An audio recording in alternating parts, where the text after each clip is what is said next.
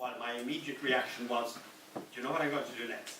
I'm going to follow the story of Sligo from the end of the Civil War. And I started a bit of research on that, and it never went anywhere. I just got too tired, I suppose. So I then thought that was the end.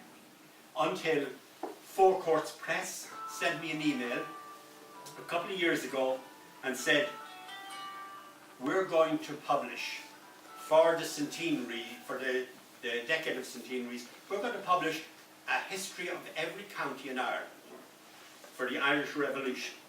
Would you write the Sligo and Leitrim one? So they're the kind of emails you just hate getting. Because you, in one sense you can't say no, and in another sense you just don't want the hassle of it all over again. So I said, well, I'll meet you and talk to you. And there were two editors, two academics. So I got to Dublin and talked to them, and I said, okay, now the first thing is I will not write Leitrim, because that means I have to start all over again. Sligo, possible, just tell me about it. So they said 70,000 words. So it cannot be more than 70,000 words, because Four Courts Press want to sell it for about €17. And in order to sell it for €17, then it has to be 70,000 words. That makes sense. There was a bit of an argument or a misunderstanding about whether that included footnotes or not. And it did, which was a disappointment to me.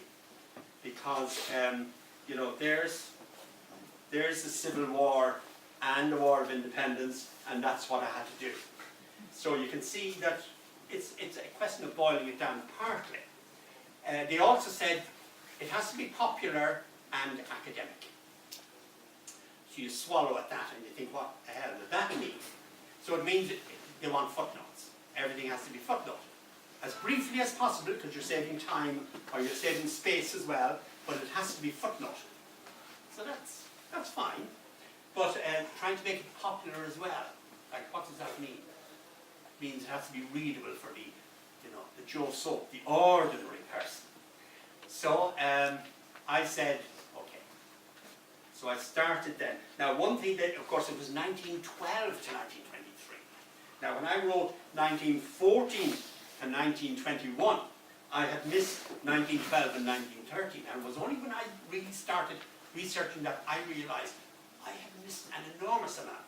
And the big thing I had missed, and this was a big surprise to me, was the strength of the Protestant campaign in County Sligo against Home Rule. That really took me by surprise. There was a county-wide, very strong campaign against Home Rule. Like 1912 is a reasonable time to start because things are changing then. It looks like Home Rule is coming in because of the Liberal Alliance and so on. And then the opposition starts in the north of Ireland. And opposition starts in Sligo. And all those, you have two wings kind of to the Protestant opposition. Am I going on too long? There's a danger, like, you know, I could keep going forever. But there's two wings to that. And one is the business people of Sligo, the new Protestants, you might say, the new important Protestants. Arthur Jackson, Wood Martin, people like that. People who, some of them have come from Belfast down to Sligo to take over businesses. They run the port, they run the Sligo Steamship Navigation Company, who owned the Tartar that was requisitioned by the Free State. And there was a service, of course, from Sligo to Liverpool, a direct service. Another one to Belmullet, I think. 2 or 3 times a week.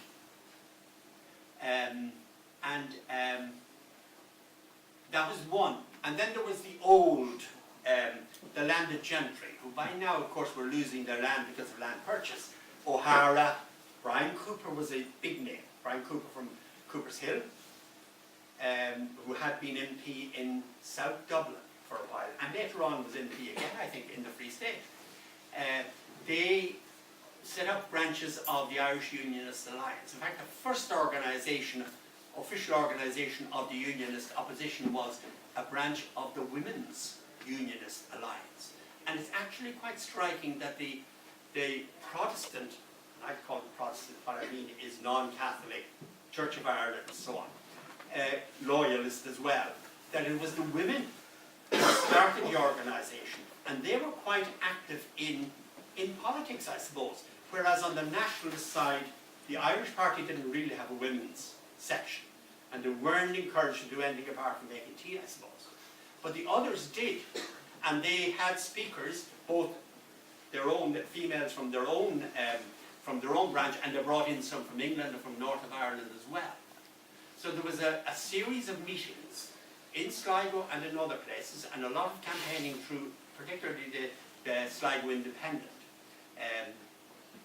for opposition to Home Rule, pointing out how bad Home Rule was. And there was a famous incident, let me see now exactly what happened, that it was difficult to oppose it. And you had to be very careful if you were a nationalist, because part of the argument of the Church of Ireland, the loyalists, was that under Home Rule we will be discriminated against. So for instance, at one stage there was a petition to I think it was Asquith or wherever the Prime Minister was, who had come to Dublin. There was a petition from Sligo signed by a number of the merchants of Sligo against Home Rule. Now this was published in the newspaper, and then it was published in the Champion. And one of the most prominent Sligo politicians at the time was John Jinks. Everyone remembers John Jinks, I hope. He was a survivor. But he hinted that we should boycott those stores. But immediately back they said, you can't do that. If you do that, you're playing into their hands, because you're doing exactly what they said you will do under Home Rule. So that was immediately dropped, the idea of boycotting these Protestant stores who were campaigning against Home Rule. But the Protestants then, Sligo, were basically abandoned by the Protestants in the north of Ireland, by Carson and so on. And they felt bitter about that. They felt they had just been let out to dry, and they were abandoned. In fact, one of the big feelings that comes across from the loyalists of Sligo is abandonment. Abandoned by the British government, they don't care about us. They're going to, they'll agree to Home Rule. Abandoned by the loyalists of the north of Ireland, they don't care about us once they get their own, whatever it is, 6, 9 counties. They don't care about us either. So they felt very bad about that and felt very abandoned. So those years, 1912, 1913, are very, very important in the full story. And I think when you talk about the War of Independence or the Civil War, you do have to look at the way the whole thing evolved through that. So eventually, I did my 70,000. You send off your manuscript and it comes back with red biro on it, which for a primary teacher, is a bit, takes you aback a little bit. They complain about your use of language, and they complain about you don't do this and you don't do that. So what you do, you just do it. Now, there was no payment for it, apart from some royalties, which didn't actually amount to very much. So I didn't make much out of this. I published this myself, and I probably made more money out of it, but not a lot. So this was accepted eventually. Now, I was also asked to provide photographs, especially photographs that had never been seen before. So I have to thank Farry Gannon, who's here. Where's Farry? Man, Farry. Someone gave me a lead to Farry, and I found a wonderful album up in his house, over there in Glannyski. And I brought my scanner and my little laptop with me, because I said, once you get them, you just grab them. And I got some absolutely beautiful photographs there that had never seen the light of day, including one lovely one of Frank Harty with the Ballinallee in what I think it must be in Tubbercurry. Martin Brennan is in it as well, because they took over Tubbercurry for a little while with the Ballinallee after they took it from the Free Staters, and it's certainly Frank Harty. Then one of my editors said an important source might be the British Army. Find out what regiment was in Sligo, and find out, are they still in existence? Is there an archive? So that led me to Bedford. The British Army, the Bedfordshire and Hertfordshire regiment were in Sligo and Boyle. And I got in touch with their archives in Bedford, and he said to me, he emailed me and said, there's a typewritten document here, written by someone who was in Sligo at the time, and it has photographs. So I said, can I come over? And he said yes. So I drove over to Bedford, and there it was, typewritten, written probably just after the end of the War of Independence. It had tiny little, I don't know, box brownie or something, photographs. Photographs of things like the British Army overturning a cart of turf to make sure that there were no guns in it. Here's where their headquarters was Boyle. Boyle Military Barracks, which now I think is King House. You know, that's done up. And they had some people in Sligo, and there was an OC in Sligo. So the OC in Sligo went to a dance in Boyle. This is the officer commanding the British Army in Sligo, got into civvies, got the train from Sligo, and headed for Boyle. Now the train from Sligo to Boyle, going across by Ballymote and up by the Curdies, it was notorious for being stopped by the IRA. I mean, there was Marin and Hunt there, and really they had kind of free rein on the train. Nobody seemed to care about it. And they stopped the train every now and then, searched people, they took off anything they found, any goods, any Belfast goods they'd be looking for, and if there was any soldiers on it, they'd disarm them. So they stopped the train. And this guy he's Major Groon, G-R-U-N-E, from Essex. He had been in the First World War. He was in Gallipoli, he was in Serbia, he was in Greece, he was in the Western Front. And there he was in cities. And Marin, who was the OC of the Gurchy battalion of the IRA, Groon describes what happens. And he's full of admiration for the military efficiency of Marin and his men. They stopped them at a little place where there was an embankment, guns on both sides, very few shotguns, he said, revolvers and rifles. Good military control by Marin, and Marin searches everyone. Now Groon is in civies, he has no arms, he has nobody with him. Like, what's he thinking? I don't know. But he does have a card with him. So when they search the pocket, they pull out his card, and there it says it is Major in the British Army. So then he says, well, actually I'm the OC in Sligo. So Marin says, hello, I'm the OC in Gurchy. And they have a chat. And Marin and himself chat at the side of the train while the men search everywhere. Take guns, and then Marin says, oh, by the way, I'm taking a trip on the train to the next station, or up the road a bit. So he did. And he sat down beside Groon on the train, and they chat. And Marin says to him, look, all we want is separation from England. So Groon thinks about all of this, and Marin also said, oh, by the way, Mr. Groon, Major Groon, there's a friend of mine in Boyle Jail, and that was Jim Hunt. And he said, you know, will you do something for him? You know, look after him for me. So when Groon gets to Boyle, he goes to the dance, of course, actually. It must have been an afternoon dance or something. And then he goes to the jail and he finds Jim Hunt and he says, like, what do you want? Well, Jim Hunt says, I want to be able to open that window, and if you give me some whitewash, I'll whitewash the inside of the cell. So he does. So that's one of the funny incidents. The way that Boyle communicated with Ballymote was by pigeons. And I think twice a week, they'd send a little pigeon lorry with a wire back, I suppose, from Boyle to Ballymote with pigeons. And the IRA ambushed the pigeon lorry on the Curdies. You know, it's kind of funny in a way. So, and there's a picture in the book, because they went out the next day and found the burned out thing, and they took a photograph of it, as you would. And it's a small little lorry, and it has a wire back, and it had cases of pigeons. Now they claimed that the IRA started killing the pigeons, but that some of the pigeons escaped. And again, like, it's something that you wouldn't think of when you start researching all that. Little details like that, you know, you'd never think of something like that. But anyway, I'm digressing a bit. That cache of photographs was great. And even though there might be only 2 or 3 of them in there, I mean, they are priceless photographs. So anyway, this was published, and it's the first in the series. I was very proud of the fact that it's the first. I did the job quite efficiently and quickly, and it is under 70,000 words, and there's a good bibliography, and plenty of notes, and the notes are all at the end, but you don't have to read them then. The reason they put them at the end is you don't have to read them, but it does mean that in a paragraph, if you want to know, well, where did he find that? Can I look at that? There it is. There's a number there, you go back and you find the source, which is great. So I said, well, thank God that's done. There's about 5 of them done now.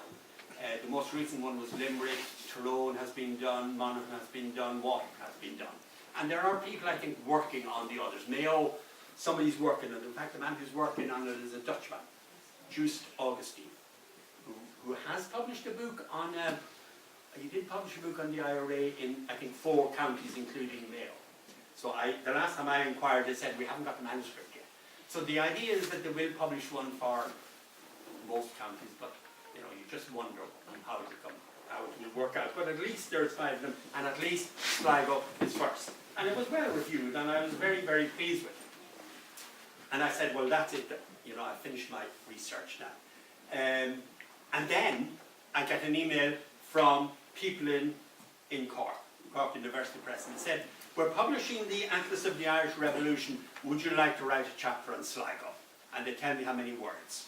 And it's much less than 70,000, I can tell you. So again, it's an offer you can't refuse, because you know, you'll have seen this. This is the Atlas of the Irish Revolution. It weighs, well, it weighs a lot. You wouldn't buy 2. And it only costs something like €60. It's heavily subsidized, of course. And it covers, you know, the whole period, and it's written by lots of different historians. So it isn't just one theme, it isn't just one point of view even. It looks at different things, and there is not a chapter on every county. So Sligo is lucky to be in there. So they asked me would I do it, and I said yes, and they told me how many words. So basically, I took that, got the manuscript for that, and started cutting it down. And you know, you have to be, you don't want it bland. When you start cutting things down, what you sometimes start leaving out are the interesting things. So I think certainly the pigeons are in there. I was determined they would stay in there. Because that's what, I mean, it's not only is it a little bit funny and lighthearted, but it does give you some insight into, well, how different it was at the time. And the Groon Marin meeting as well. So I did that, and I have 6 pages in this. So when it was #1, or the best non-fiction book or something, Irish book for 2017, I said, you know, I have 6 pages in that. And there they are. Now, if anyone has read the Sligo bit in this, I should say that I wrote the text of the article. Now, when they published it, then they put in lots of pictures that they found themselves. I did not source the pictures. I did tell them about Bedford. And they put in the pictures and the captions. And in one of the captions, when I opened this and read it when I got it first, there was a glaring mistake in one of the captions, which was, to anyone interested in the War of Independence in Sligo, was really a glaring mistake. And that is, they said Frank Carty was at the Cliff of the Ambush. And like, for anyone from North Sligo, they would say, oh, that fella, he certainly was not there, and he wasn't. So I immediately got in touch with them, and they said they changed that in the second printing. But I sometimes think that people will think that I made that mistake. I didn't. It's in the caption in the first printing of that. But it just shows you, like, how many other mistakes are in that. It's like any time you write history. Now, so that's the end of my writing history. I have written articles for the Corran Herald. I don't know if you know of the Corran Herald, published in Ballymote by Ballymote Heritage Group. It's a nice publication, and I've written articles over the last 4 or 5 years. I wrote an article about the meeting. A strange thing happened on the way to the dance, I called it, with Groon and Marin, because that's most interesting. You can't get all the details into these books, so it's nice to have it recorded somewhere. I wrote a little bit about James Gormley, the man from East Sligo who was killed during the 1916 Rising, because he was an RIC man stationed in Meath, and he went up to Ashburn. He was brought up to Ashburn, he was killed there. I've written a few articles like that. I've written an article about the Bishop of Conry, Maurice Rowe, and bishops were expected to make comments about what was happening. And Maurice Rowe was a very intelligent man. He was regarded by the bishops as one of, the person to go to for an opinion. And he wasn't afraid of giving his opinion. But at the same time, he was careful. So you can see him sort of chasing after what's happening. He's always about 6 months behind what's happening. So his pastoral letter at the beginning of 1970 is talking about the 1916 Rising. And he's careful, because he knows by then that, you know, there's an air of something going on. And he does, okay, criticise a little bit the men of 1916, and he's not completely with them, but he's still trying to sit on the fence between the two. And in the end, at the 1918 election, he feels he has to say something. So what he says was, let the people decide, and I will lead them after they decide. So he was given the impression like a leader. And nobody listened to him, like, to be quite honest. Any idea that people were listening or led by the clergy at this time, to me, just doesn't add up. There was no sense of that at all. The clergy, especially some of the bishops, thought that they might be influencing, but they were not influencing at all. You know, there were cases where churches were boycotted because they wouldn't allow Sinn Féin dances happen this happened in Cologne. They wouldn't allow Sinn Féin dances to happen in the church hall. So the church might be boycotted because of that. So yes, I think you have to look at the whole period. And there's a problem about what you call it. And one of the solutions now is to call it the Irish Revolution. And that's the title that's used now about all that period, the Irish Revolution. Now, David Fitzpatrick is the man who started that. But what he actually said was, a revolution is what happens to a wheel. So it goes roundabout, back again to where it started. And nobody really has picked up on that. So what he said basically was that you almost ended up after the Civil War where you were before the War of Independence at all. That really nothing much changed in one way. Now, you could argue a lot about that, of course. So that's the term that's used at the moment. I mean, the War of Independence was something that was used before, but that's narrow. And it's narrow in that it only covers the fighting part. And when you actually look at the whole thing, like, there's so much more beyond that. Even during those years, like the operation of the courts. Some places, they were very, very influential and very important. The Sinn Féin courts. Other places, maybe not as much. You know, how law and order was maintained, where it was maintained during the War of Independence, by Sinn Féin police. There was an effort to have Sinn Féin police, but I think in general, it was just the IRA who did that. I mean, as you know, the RIC abandoned a lot of their barracks. So that in Sligo, in this area, Dromore West was not abandoned, and Eastleigh was not abandoned. In North Sligo, the only one left was Clifton. In South Sligo, Ballymote was there, Tubbercurry was there, but the other, an enormous number of small barracks were abandoned. I mean, when you look at the number of RSC barracks, say in 1914, there was an enormous number. I forget how many, but you know, there are maps there with the numbers. But then they were abandoned, and they were abandoned countrywide. There was a kind of a decision made in Dublin that this happened. So at the time in Sligo, the small barracks were not under pressure. See, one of the interesting things about Sligo, and like if you wanted to ask a big question about Sligo, it would be, why was there so much fighting during the Civil War here and not as much during the War of Independence?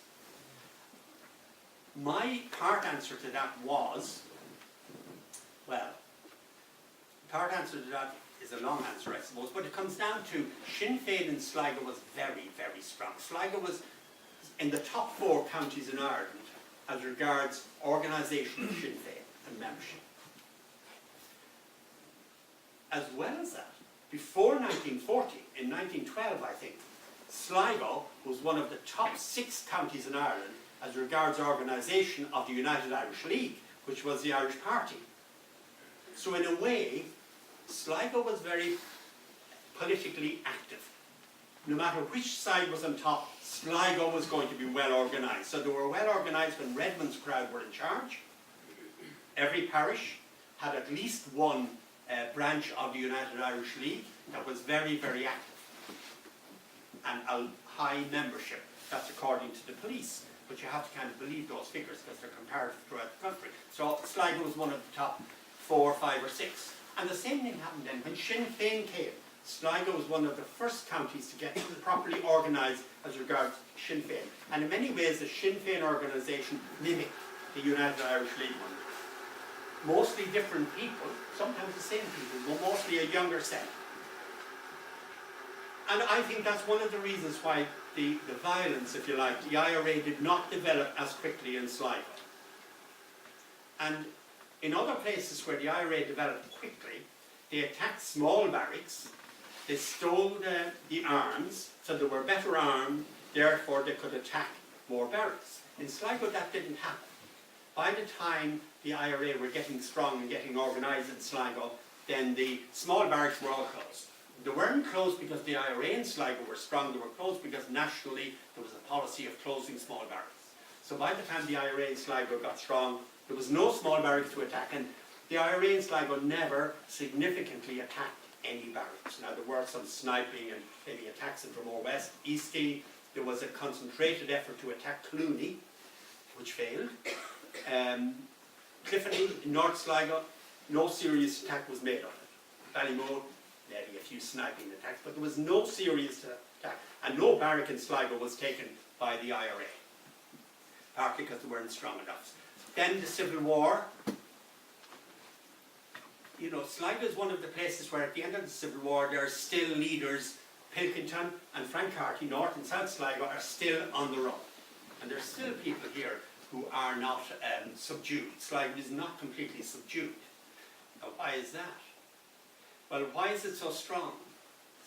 That's difficult to answer. One of the reasons is, I think,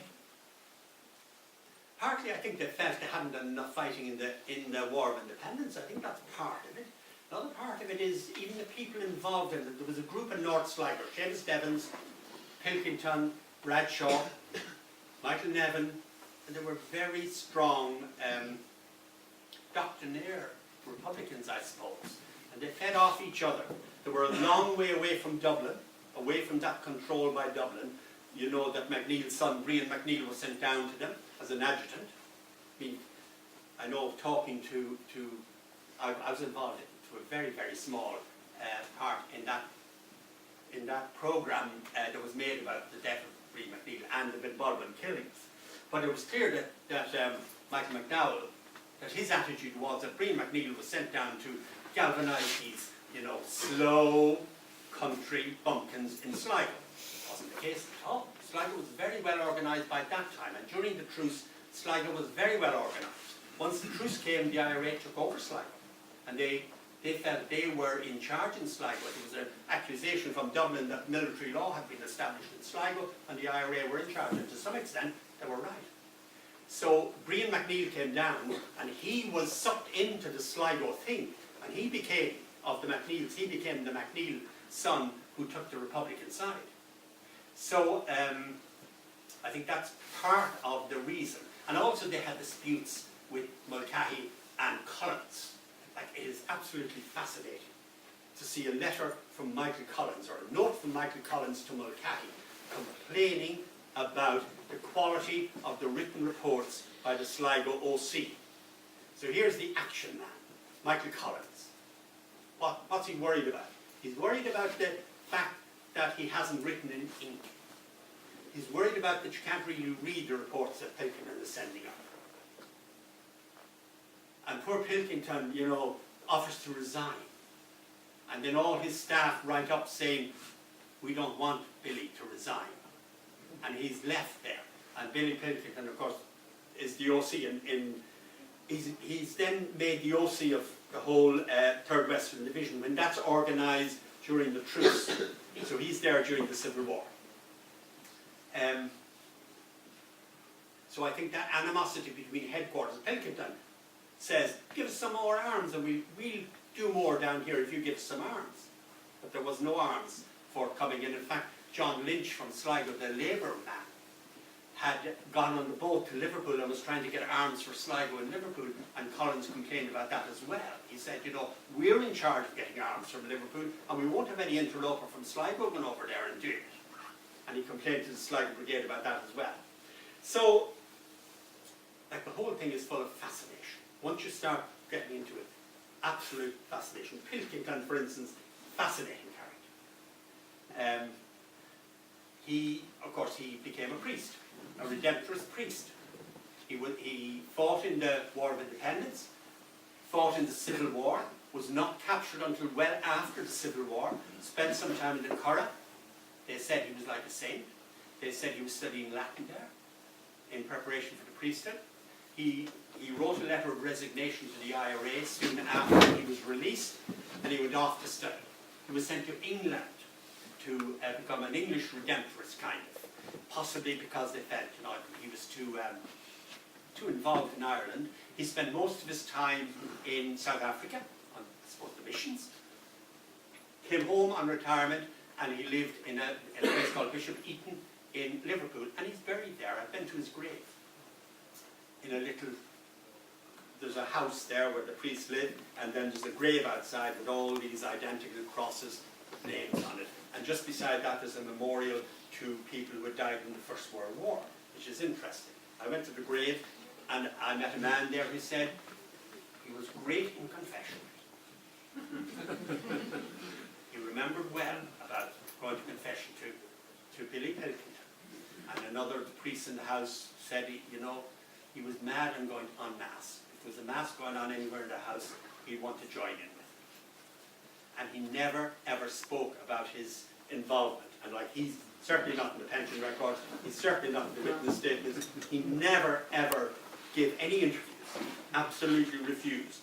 They said there, one of the priests I was talking to said, De Valera came over, when he was Taoiseach, came over to Liverpool on some official engagement, and he got in touch with Pilkington and says, can I come out and talk to you, Billy? And Billy said no. Billy, like, he was bitter. I think there was that bitterness in him to the end. Now, his family were in Sligo, and I thought, there's a lonely man, but I talked to some of the family, and they said, no, we often would over to see him, and he had a brother somewhere, or a nephew or something somewhere not all that far away, and he went to see him as well. So it was a lovely time. But Pilkington,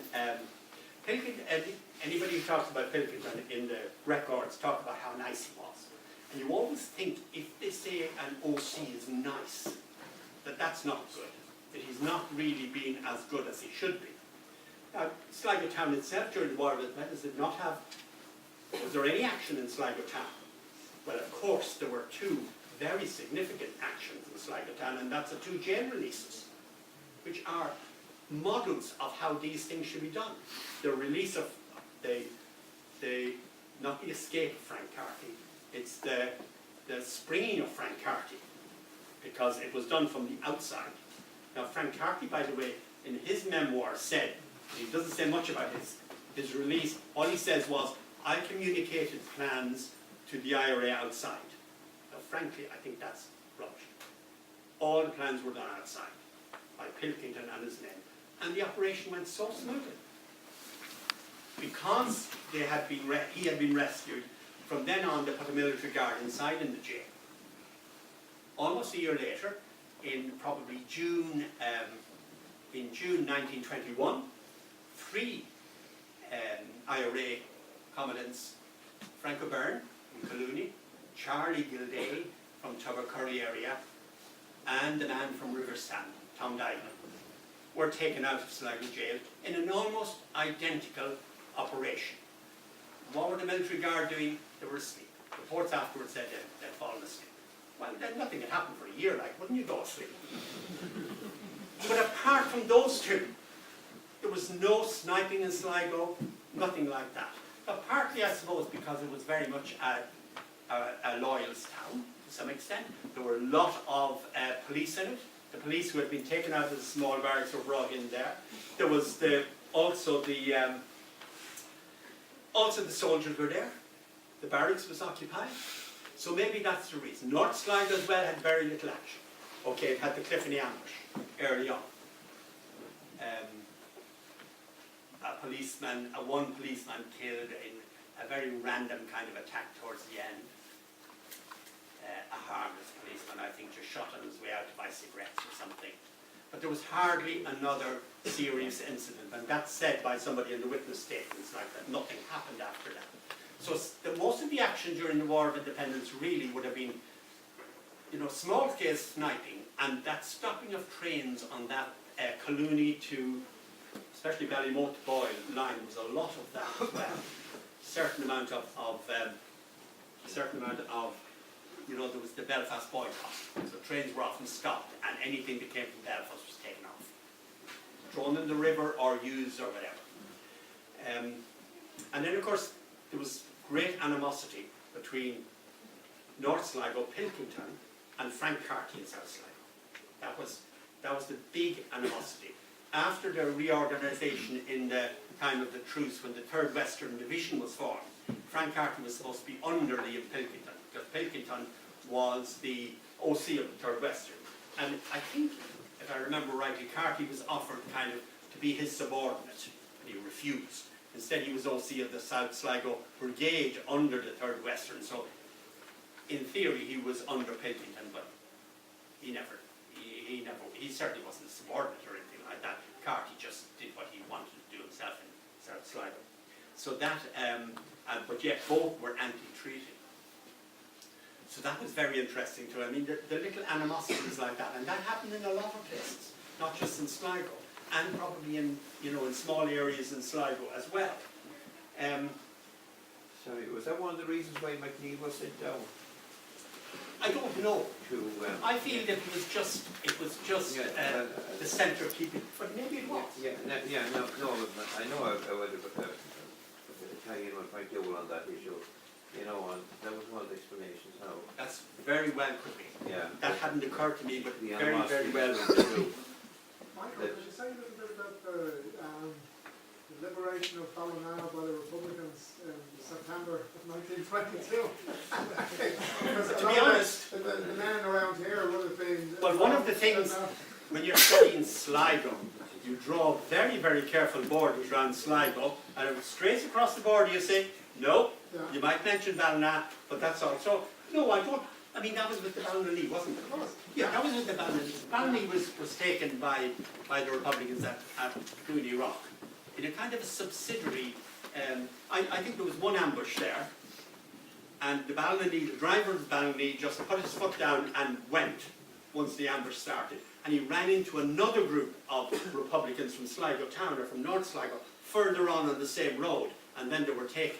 So the Ballina was used in Sligo, it rushed into Sligo a few times, and Tubbercurry, and also Ballina. So very quickly the Civil War turned into something like the flying columns of towards the end of the War of Independence, like that flying column that was involved in Cullees. Like there's the Battle of Clooney, of course, but Boyle isn't really protected. And there's no effort at breaking the railway line between Boyle. It's fairly obvious they're going to come down the railway line. I mean, you know, McKeown comes down to Clooney with his gun and so on, and takes Clooney fairly quickly. And Sligo itself falls fairly quickly as well, and they burn the barracks and clear out. So it kind of looks like that they're happier just working as guerrillas. And like, as they work as guerrillas, they're not really going to win. They're going to survive, possibly, but they're not going to win at that. So they lose that basic initiative that they have at the beginning of the Civil War. And I think you could almost say that happens all over the country, or maybe it doesn't. But I think it does, because this is when the Free State is at its absolute weakest, both in terms of numbers of soldiers and so on. So it does look like they maybe make a mistake, and of course, as well as that, because of the dissension, then they don't cooperate as much as they should. Was I going to say something else? Michael, did you want to wrap up now? Oh, right. I take the hint. Questions?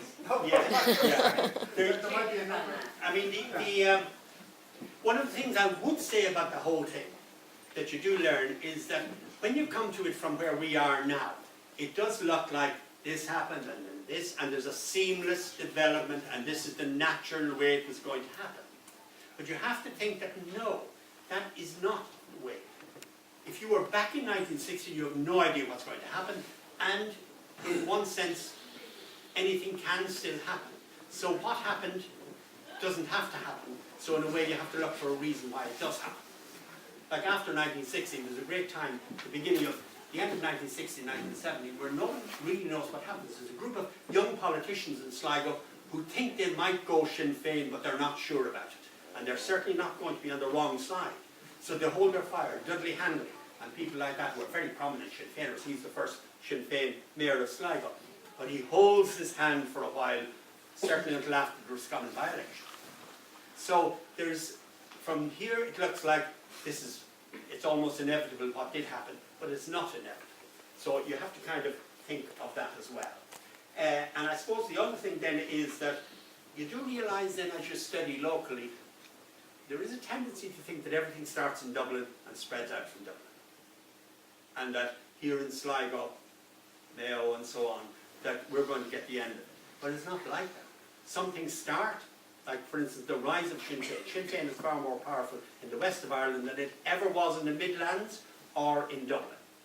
So in a way, and of course the Roscommon by-election is an absolutely key thing, even though Plunkett doesn't stand as Sinn Féin, but in a way he does stand for that whole idea. There's no such thing as Sinn Féin in one sense at the time, as we knew it later on. In a way Sinn Féin won, but then they had to make up what Sinn Féin actually was, and there was a lot of politicking. So that's another thing that you learn as you go along, that it's not all Dublin centre. A lot of the ideas, like the ideas of hedge fighting and guerrilla warfare and all of that, didn't come from headquarters. They came from people on the ground actually discovered, well, this is the only way we can do it. So the whole thing is so fascinating that I could talk for hours. But I have more or less finished now. So thank you very much. It's been a pleasure to be here in Dublin. I think it's interesting now because, first of all, I'm astonished that so many people came, and I'm glad because it means that my faith in the local people here was that we weren't going to be sitting here with two people sitting in front of us. And I think the next talk should be on the liberation of Ballina, because I think that there's so much material available on that. And there's a funny story that I came across in that I had shown it to Sinead. It's one of the local merchants in Ballina on the main street. I won't say what company, what shop it is, but he said that the Republicans had taken over £700 worth of items from the shop that they had stolen, you know, the day that they were in there. So the Free State sent in one of their forensic accountants, and they went through the whole lot and they discovered that nothing had been taken at all. So, and the newspaper report is there, and it's one of the gems that I've discovered. So even here, I wanted to bring some local material here, and this is some of the stuff that's in the pension applications. So this is Thomas Howley, and I took Michael to his graveside today, and then we went out by Coolaheny, and I showed him that, and then we went out to Eastkey as well. So that's Martin Flannelly. He was killed by in a gun battle in Gorchine on the 4th of July 1922. But this one here now, this is my favourite one here. So Paddy Byron had told me we were sitting there. Paddy here. No, I had told him. But His two sisters are. But we were sitting there, and Paddy was saying to myself and Martin, he said, my father could have changed the course of history. I said, well, Jesus, you have me interested now. So he told me that during the Civil War, his father had the opportunity to kill Charlie Haughey's father. That sounds a bit fanciful. So I ran home and I opened the laptop and I went in and I found the file. So Charlie Haughey's father was in the workhouse in Dromore West during the Civil War, and we can see that you know, he had applied for a pension and wasn't happy with the money that was being allocated. So it's one of the biggest files that I've come across. But there's a letter in there from somebody else, you know, saying that the terrible hardship that he had to put up with when he was sleeping in the workhouse in Dromore West. And it's just, I'm just, you know. He was sleeping in the confessional box. That's right. It's probably the first time he was ever in one. But these are just some of the gems that are available, and it's all online. It's not like when poor Michael was doing his research, you know. And the other thing I just want to say is that I would be happy to give anybody any assistance that they want at all. You know, if they're interested in this, I'm familiar with the website, and I would be very, very happy, particularly local people, because for me, it's all about the local. That's what makes history fascinating. Okay. Any